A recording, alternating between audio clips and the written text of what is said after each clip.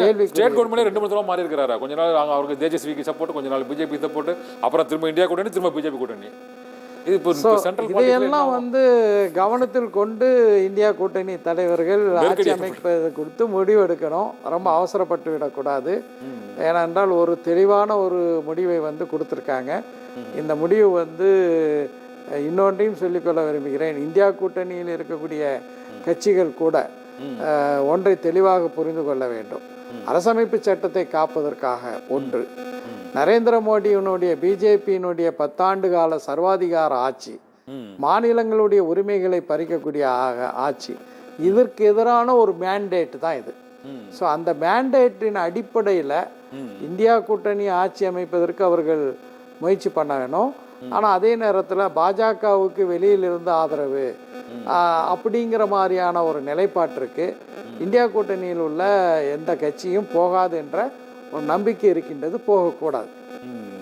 ஆனால் இந்த வெர்டிக்ட் இப்போ மக்களோட வாக்களிப்பு அப்படிங்கிறது வந்து பாஜக ஆட்சியில் மீண்டும் தொடரணும் அப்படின்னு நினச்சி வாக்களித்த மாதிரி இல்லைன்னு தான் நினைக்கிறோம் பொதுவாக. நிச்சயமா. ஏன்னா அவங்க செல்வாக்குள்ள பல்வேறு கோட்டைகள் என்ற அந்த கூறக்கூடிய அந்த ராஜஸ்தானாக இருக்கட்டும், உத்தரப்பிரதேசமாக இருக்கட்டும், மகாராஷ்டிராவாக இருக்கட்டும், பீகார்லேயும் அவங்க பெரிய அளவில் அந்த கூட்டணியில் ஒரு சிறிய மாற்றம் அங்கே இருக்குது. அதுபோல் மற்ற மாநிலங்கள்லேயும் அது அவங்க குறிப்பிட்ட வெற்றி பெற்றது. உத்தரப்பிரதேசத்தில் அவங்க உத்தரகாண்ட், மத்திய பிரதேசத்தில் ஃபுல்லாக ஸ்வீப் பண்ணியிருக்காங்க. மத்திய பிரதேசத்தில் அந்த ஊபியில் தான் அதை பண்ணியிருக்க வேண்டியதை மத்திய பிரதேசத்தில் பண்ணியிருக்காங்க.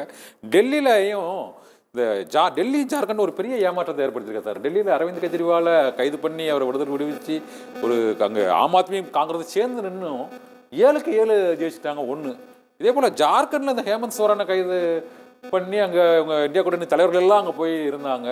இந்த மாதிரி அமலாக்கத்துறை வந்து ஒரு முதலமைச்சர்களை கைது கூடிய அளவுக்கு ஒரு வானலாவே அதிகாரம் அதுக்கு கொடுக்கப்பட்டு அது அரசியல் காரணங்களுக்காக பழிவாங்கப்படுதுங்கிற பிரச்சாரம்லாம் முன்னெடுக்கப்பட்டதான அங்கே அந்த தேர்தல் முடிவுகள் இப்படி இருக்குது. அது என்ன சார் காரணம்னு நினைக்கிறீங்க? டெல்லியும் ஜார்க்கண்டும் ரெண்டுலையுமே வந்து பிஜேபி வந்து அதிக இடங்களில் இருக்காங்க. Delhi full sweep. ஆமாம். அது கூட ஏதாவது ஒரு காஸ்மோபாலிட்டன் கல்ச்சர் வர மாதிரியான ஒரு சிந்தனை போக்குன்னு சொல்லிடலாம்னு வைங்களேன். ஜார்க்கண்டில் இல்லை, அது இந்த ஜார்க்கண்டில் வந்து பாஜக வென்றது வந்து உண்மையிலேயே வந்து ஒரு அதிர்ச்சியை தரக்கூடிய ஒன்றாக தான் இருக்கின்றது. அதற்கான காரணங்கள் வந்து ஆராயப்பட வேண்டும். எந்த அளவுக்கு வந்து அங்கே தேர்தல் நாணயமாக நேர்மையாக நடந்தது என்பதையும் நம்ம வந்து அங்கே கவனிக்க வேண்டும். அந்த ஜார்க்கண்ட் முக்தி மோர்ச்சா வந்து மிகவும் ஒரு சவாலுக்கு இடையில தான் இந்த தேர்தலை பல நெருக்கடிகளுக்கு மத்தியில் தான் அவங்க வந்து சந்தித்தாங்க. நான் ஏற்கனவே சொன்ன மாதிரி எதிர்க்கட்சிகளை பொறுத்த வரைக்கும் ஒரு ஹேண்டிகேப்போட, அதாவது பல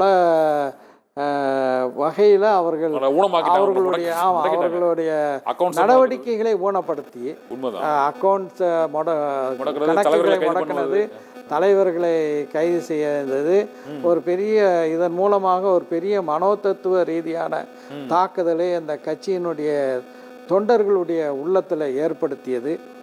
இவையெல்லாம் வந்து ஒரு மிக முக்கியமான ஒரு காரணிகளாக இந்த தோல்விக்கு, டெல்லியில் ஆம் ஆத்மி தோற்றதற்கும் ஜார்க்கண்ட் முக்தி மோர்ச்சா வந்து ஜார்க்கண்டில் வெற்றி வாய்ப்பை இழந்ததற்கும் காரணமாக இருக்கும்னு நினைக்கிறேன்.